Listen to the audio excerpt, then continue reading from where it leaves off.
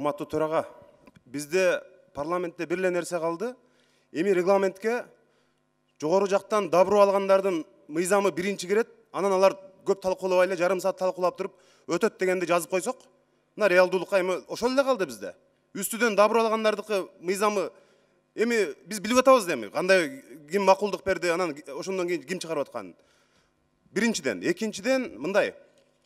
Мен Мирлан Жээнчороевдун таламын ачык талашкым келет.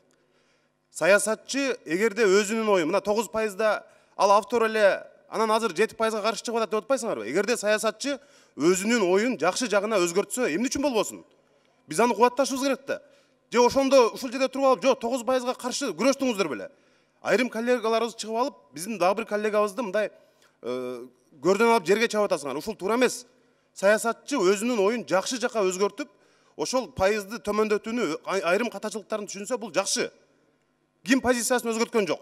3 президенттен бери, мына өткөнкү президенттин этегине намаз окугандар, азыркы президенттин этегине намаз окуп атасыңар.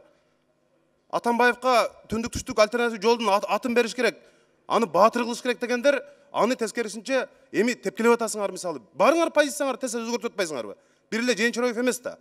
Ошондуктан адам пикирин өзгөртүп, мыйзам долбоору боюнча идеяны кайра жаңыдан алып чыгып аткан болсо, биз аны колдошубуз керек, аны тепкилебегиле.